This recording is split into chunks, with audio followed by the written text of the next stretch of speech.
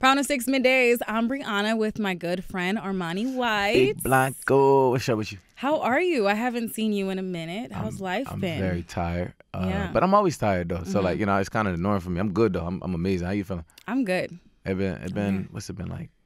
I want to say at least 6 months. And the crazy thing is, it don't feel that long. Like I feel like I just seen you. Yeah. Yeah. Damn, it's 6 But months. every single time I see your story, I feel like you're so lit, like doing tours and stuff, like in your hotel room. I do tours and in my hotel room, or I'm doing tours in You're my doing hotel tours room. in your hotel room. I'm like, wow, he lives a good life. I get real nice hotels. I ain't gonna lie. I just like the one I just had in Dubai or Abu Dhabi.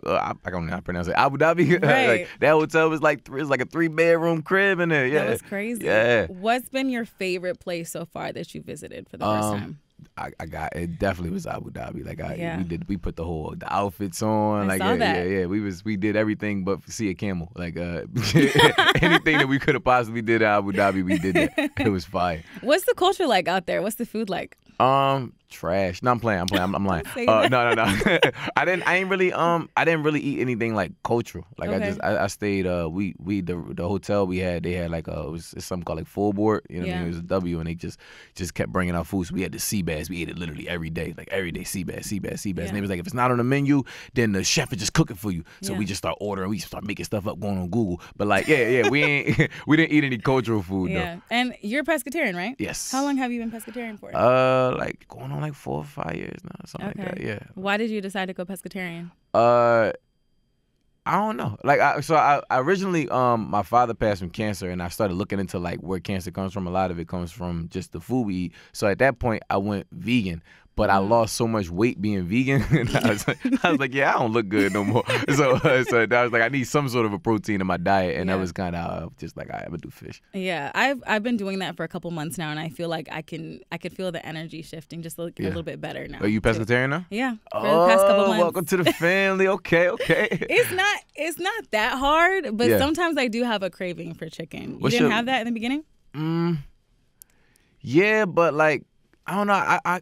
I'm chickened out. Like I ate. I was Chick-fil-A bowl for like every day, and then after a while, I was like, I don't like this no more. So like, I just recently found out. This is gonna sound crazy, but I just recently found out about branzino. Never had branzino in my life before. Yeah. So I traded out salmon for branzino. That's my little baby right now. Okay, you fancy. Yeah, I'm branzino blanco now. So, Yeah. but yeah. Now fish it's enough fish in the world for you to be, like for you to explore. Like there's only one chicken. It's a bunch of fish, only one chicken. And I love sushi too. So Yeah. What's you your like favorite roll? Let's see. I like eel and like salmon, and I like You can't to just say try salmon basic though. You got get. So what are you trying to say? I'm basic. I don't know. I'm just saying like salmon's an easy answer. Like everybody gonna say salmon. Okay, so what would you say? You tell me I your don't know. You recommendations. gotta, like you could pick the one with salmon in it. Like, but like it's like if I say shrimp tempura, it's like everybody likes shrimp tempura. I was gonna say that, but I know that's like See, I super know, and I basic. had my eye on you. I seen you getting ready to say it. Like, you gotta go with like a dragon roll. You gotta go with like, I don't know, something that's like at the bottom of the, you know what I mean? Like you do swipe your finger down a little bit, and be like that one. Like just close your eyes and run your finger across the paper. I'm gonna try it. I don't know. I guess I'm open to just trying new things. We should in get general. sushi. We should Okay, get sushi. Let's do it. Okay, so today's a really big day. Yes. I know once this interview drops, your EP is already going to be Yes. released to the world. What is your favorite record on the EP? Proud of Me is my favorite record on the EP. It's like it's the most rawest and honest record. I'll be able to be honest. A lot of these records I made like in the earlier stage of just going through all of this, like just being a part of all of this moment. Wow. But Proud of Me was one of the records I made not that long ago, like maybe like 3-4 months ago now, or maybe 2 or 3 months ago now. But where I really just got to sit down. I just got back from Europe, and I was just thinking about like everything that, like how different my life is now as opposed to like a year ago from that point. And I just put it all down on a piece of paper. And so You even talk about, I think, too, being evicted at one point in your life. Take me back to Armani White, back in those moments. Like, what did you feel back then? Like, did you see the light at the end? Well, I mean, I was getting evicted like a year ago today. So like, Wow. so if you want me to take you back like a year ago today, it was, like we had, it was like we had this moment, we had the Billie Eilish thing about to happen, but there was still real life to deal with. And it was like this Billie Eilish thing could go really well or it could not go at all. It didn't drop yet. People were just excited about it. But in real life, like I was sleeping on the couch, like in a corner of my living room. My roof had a hole in it. It was like anytime it rained, water was pouring down. And I was getting evicted. By the end of the month, I had to get out of there. So I seen it. I definitely seen it. It was just like, how long can I stay here? Can this hold me over until I actually get to where I'm supposed to go? And it worked out, obviously. But you had to have that drive and that energy. So where did that come from for you? If you want me to, like, it really just always been in me. So like before that, it was I was sleeping in my car at one point. I was just driving by with my man Ross, just like showing him like, yo, this is the parking lot I used to sleep in behind the movie theater. Like it was, it always was just like I was like determined to a fault. Like if this didn't work out, I'd have been salty because I like always had it in my head like, nah, I'm going to be there. So it was always a thing of just like how much do I have to sacrifice to get where I need to go because I'm willing to do it. Yeah, what would you have done if music didn't work out for you? Well, I don't know. I'd have been Did you have a plan B? Because a lot of times people don't have plan B. They're like, if plan A doesn't work, this is it. Nah. If plan A did not work, I'd have been really in a tough spot right now. Like, because I wasn't, I come from Philly, so like I wasn't really in a good environment, and I feel like I would have been I would have been subjected to my environment had it not worked out. The music really gave me like a outlet or like a voice of reason or like just like it helped me just kind of articulate myself as a human being. As opposed to like just like articulating myself with like the means that's around me growing up in Philly. So I don't know. I don't really got like a good answer to be like, I would have been a chef or I would have been a lawyer somewhere. Like, What is it like growing up in Philly? Because I've never been there before. It just suck. No. I be playing. I be playing all the time. I just be playing too much. Nah, it's like. The thing is, like I was, we just shot a movie on my life in Philly not that long ago, and I was talking to the kid that was playing me growing up, and he's like, as we just having conversation, we going through the scenes. He's like, yo, did this really happen? I'm like, yeah. He said, wait, what? And it was like, it's crazy when you think about it because we live like really wild lives as kids, but to us, we was just having fun. You know what I'm saying? To us, it was just going outside. To us, it was just summertime. We like some friends in jail, some friends we lost, some friends like, who didn't make it to the following summer. But to us, it was just kind of like, it was the nature of living in Philadelphia, having fun, growing up, like learning things, experiencing things. So like, I don't know. I think if you ask me, like it was popping, but like if you wasn't from Philly and you might have peeked into Philly, see what was going on, you'd be like, I don't know about that one. But I'm sure kids were like outside because I'm from Chicago, so I just remember kids. We were just wild being outside. We had like street lights. Did you guys have that in Philly? Yeah, we had street lights. Yeah, out here in LA, they just I don't know. They don't have street lights out here? It's dark out here. I guess they don't have street lights out here. Huh? No. They got palm trees though. That kind of like suffice a little. I don't know. Whatever. That doesn't light up. It doesn't light up. That doesn't light up at all. But just growing up as kids, I'm sure like you guys were outside having fun. Yeah. Like we used to throw parties. Really? We would rent out these like big, just like warehouses essentially, and we like charge everybody $10 a head, and it was 1,500 kids coming in, 2,000 kids coming in. Like this is like the Abercrombie days when like where Abercrombie Fitch was still cool. Like we used to just throw parties, and then after a while those things kind of poured out. We had this street that everybody used to link up on Saturdays called South Street, and I'm talking about like 10,000 kids just all on South Street. Eventually though, it kind of became like the kids.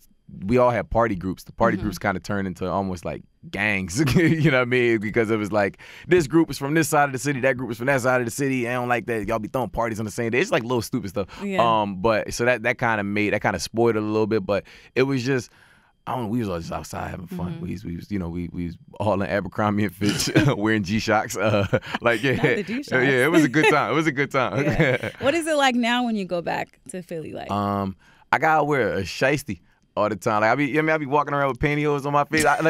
Cause see the crazy thing is like I go to places where I don't have to wear a mask, and so we coming back from Abu Dhabi, and I had parked my car at the little parking area outside of the airport. So I'm waiting for the shuttle to get back on, and I don't know. It's in my head I'm like, I don't need this shiesty on. Like I'm chilling. It's 12:30 at night. Somebody walk up on me, yo, are you Armani Black?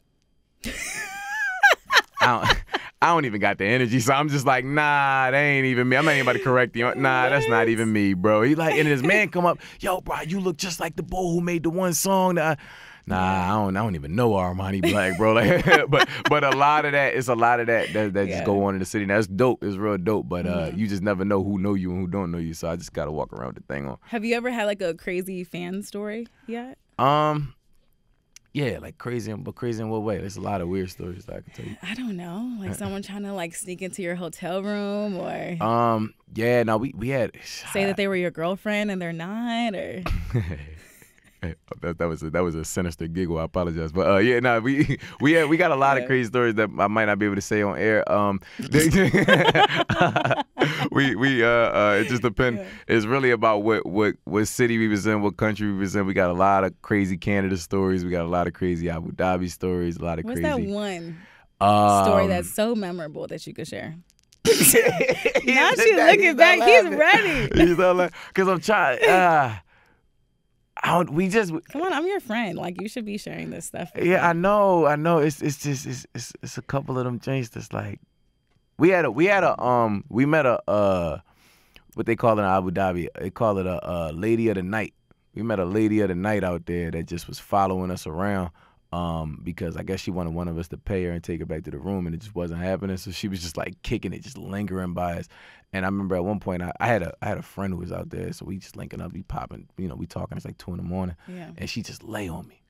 Like middle of the room, just lay on me, start panning my beats. I'm like, yo, chill out. Like, but like, I'm giving you the PG version because it's like, I feel it. I didn't do anything. I'm a saint. But but it's just a lot of like, it's a lot of details that linger around it. But yeah, you just gotta come outside with it sometime and experience it. Do you like when girls touch your hair? Like, no.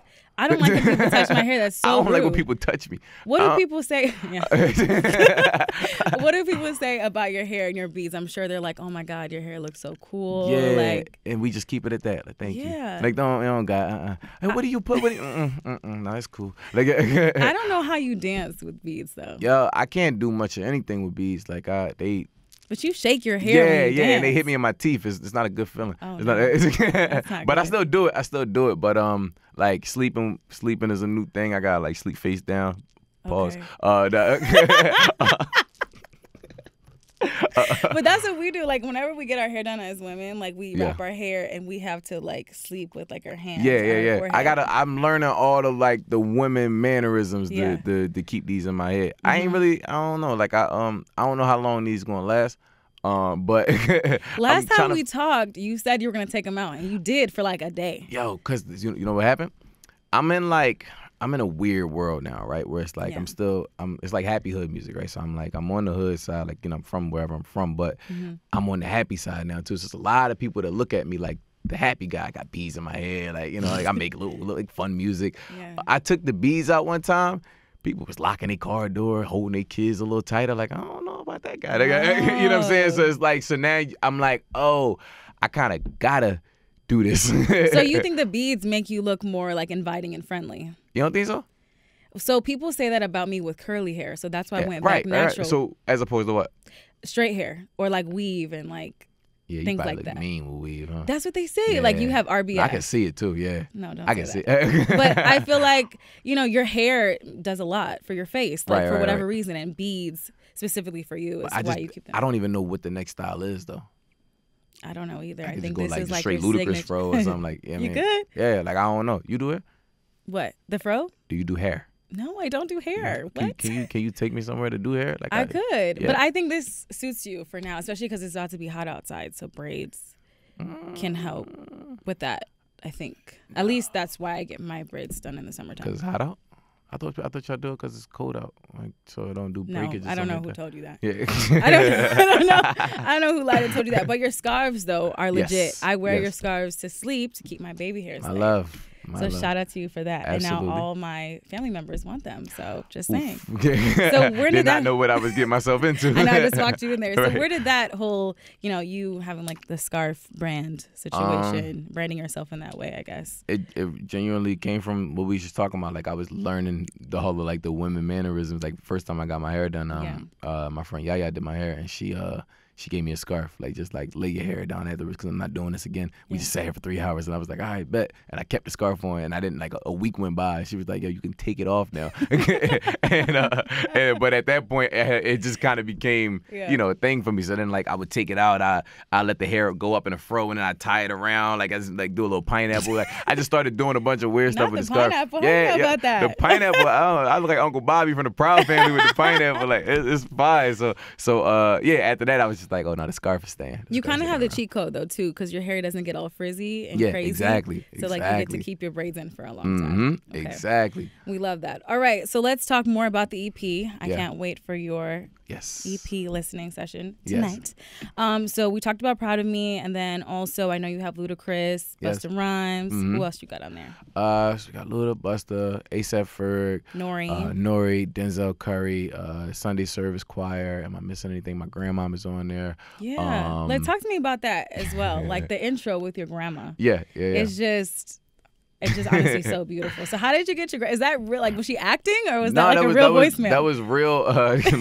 My grandma, she called me. It was we was out in LA. And we was out in LA, and she called me, and I missed the phone call. She's like, you know, I just want to let you know I'm so proud of you, but you just need to. My grandma is like queen of butt statements. Like anything nice she got to say come with a butt. She's like, you know, I'm so proud of you, but you need to get some sleep. I'm looking at your eyes. You just look so tired all the time. And I'm like, hey, like we could have just kept it at I'm proud of you. So, but that's like, you know, that's just kind of been like my relationship with my family my entire life. It's been a because they're not in this world, they don't understand like how hard I'm fighting to be in this world, and like how hard you have to fight to sustain once you're in this world. So it's that as well as just like you know, like I like just your family always got something to say, like whatever it is, like, you know, you could like, you know what I mean, you hit a 3-point shot, it's like, yeah, but why was your shoes like tied so tight? Like it's something like. But was she right though?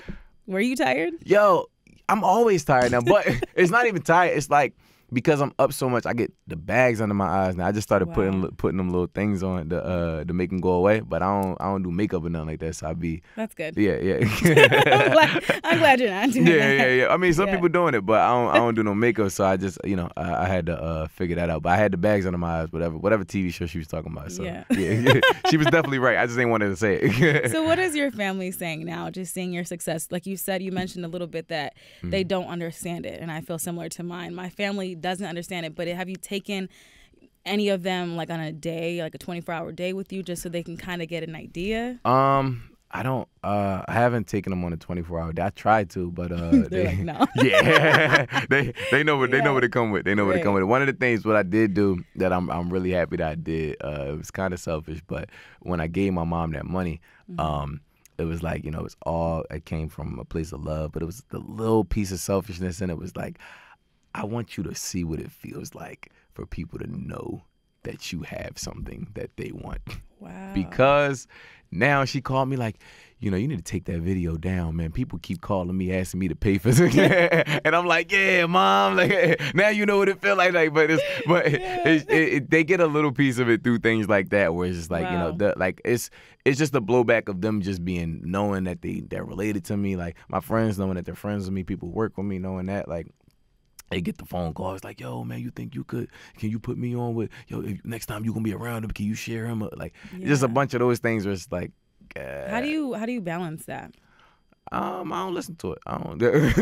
Ain't no point in balancing it. I just keep it off the tray altogether. Like it's so many things to worry about in a day of being Armani White that it's like. You could look at those things, or you could just kind of like, all right, like it's going to exist whether you entertain it or not. And so keep it pushing, exactly. Yeah.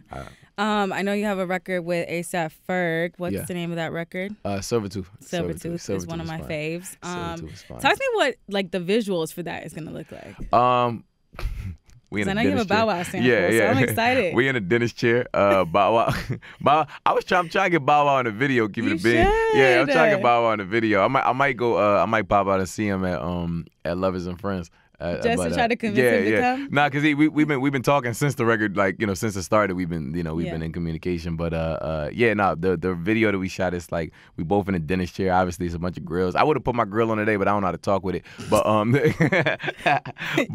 you'll get there. Yeah, you know, it's a work in progress. But Yeah, like it's me and Ferg, like since we've been in in contact, we just been having fun. Like even with this record, same thing I told him, same thing that happened with Billie Eilish. I was like, man, we just have fun with that record. We ain't think too much. We ain't like go in there trying to make a big record or nothing. We just have fun, and that was the thing.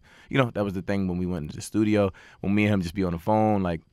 He wear these cowboy boots now, so like anytime I call him, I gotta kill him about them cowboy boots. Like, so we just be having fun. Like everything around me is, it's just about enjoying. And I like you don't put too much pressure because I think too with TikTok, a lot of times people and artists in particular, they try to make records specifically for TikTok. But with this EP, you are literally just having fun. Just having fun. I never, cause what I kept on trying to emphasize to people was like, yo, the TikTok. I'm like, bro, TikTok wasn't even a thought when I was making these records. It was like. I think a piece of it was marketing. How am I going to push this? How am I going to, whatever. But it was never like, okay, if I do this, then people can make a video like that. It was like, nah, we just making music, having fun making music, writing things down that rhyme, like whatever it is. But like it's never, it's never allocated towards TikTok. I even got to get some of the things like without, when I was making this, it was like, the people that I wanted to even put on there was like, it wasn't about who's popping on TikTok. It was like, I want a choir on there. I got the best choir. I want one of them like really soulful hooks on there. And I got one of the best my favorite soulful hook, like with the record with Friday.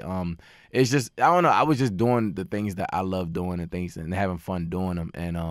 And I think because this project for me, it was just like, I want to give them a peek into the world that I'm about to introduce them to, in the world that they're going to live in for the duration of the next 5, 10, 20 years or whatever, this Casablanca thing that we're building. So it's like, I want to give you a peek into what it looks like, and it doesn't look like a bunch of TikTok dances.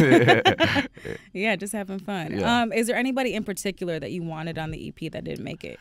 There was, we had a couple conversations, Kodak, Flo Milli was supposed to. We still like these are like still ongoing conversations. But Kodak, Flo, Black. It's one I'm missing. I think Blast. It was like I and then a lot of like the women like Glorilla type of like I was jumping in my women bag like I don't. I mean I love what all the women in hip hop and just in music in general is doing right now. So. That was kind of like the direction. But anything I can't get, I made it up to anything I couldn't get in this project, I would get on the next one or the following one after that, or, I love that you show love to the females because they really are like taking over right now. They doing us dirty right now. They're doing their thing. I'm just saying. It's like, if you can't beat them, join them. That's where I'm at. I'm like, man, listen, you're going to look crazy trying to compete with them right now. That's a fact. So what's next for you? Is there anything like we didn't touch on that you would talk about? Nah, I mean, we pretty much covered everything we did. Road to Casablanca is the opening for Casablanca. The project is coming out. Like that'll be out before the year is up. I'm never going to be back in the house. It doesn't look like it at any time soon. So I'm right back on the road. You're on that hotel room every single time. Yeah. I'm right back on the road. And then we got some features that I'm really excited about. We getting a couple more in like just in the hip hop space. But I did like there's one I'm doing with Macklemore, which is like, that's just like that's a personal feat for me. But we just really just having fun, still having fun with it. I'm not gonna be in the crib anytime soon. You are on so many different formats too. Like you're on Top 40 radio, hip hop. Like, how does that make you feel? And just to know that just a year ago, you were gonna be evicted. I just can't. I mean, it's the best word to describe it is vindication. Like I never walked into this to be like, well, I want to be, the best thing from Philly or the biggest thing in hip hop or the biggest. Like I was like, I want to be the greatest thing in the world. And so for me, it's like this is all the, these are all the check boxes that you need to cover off to get to that point of being the greatest thing in the world at some point. So I don't know, just tell me that I'm going on the right path. And you're always very true and very humble to you. Like, yes, ma'am. This isn't just any kind of interview. Like, this is my friend, and I'm so proud of you. And the fact that, like, you made that song saying that you're proud of yourself got me emotional because, like, everyone's so proud of you. So. Thank you. No, I think the biggest important part about that record was that I guess my mentality is always like, okay, you do it and then worry about the next thing. Do it, focus on the next thing, focus on the next thing. Like when I don't know, but when I got back from Europe, I was so burnt. It was like Thanksgiving, I think. It was Thanksgiving. I'm burnt out. We just did the EMAs. I'm like, man, I just want to sleep. And I'm like, but I'm just looking back, reflecting on like everything that happened. At that point, it was only like 6 months. And I'm like, all this stuff I just did was like Jimmy Fallon and Jimmy Kimmel, or That's both crazy. of them, and like all these different. I'm just left this award show. I was like, let me actually write down all these things before a month or two go by, and I forget I even did it. So it was like I never really got to reflect until I wrote that song. Yeah, well, I'm glad you did, because it's important. A lot of times, like you said, like we just go on to the next thing and we don't take in the moment. So I'm glad that you're doing that for you. Thank you. Every time I see you, I be in here swinging my feet, and I feel like a child when I'm doing it. Because you're excited.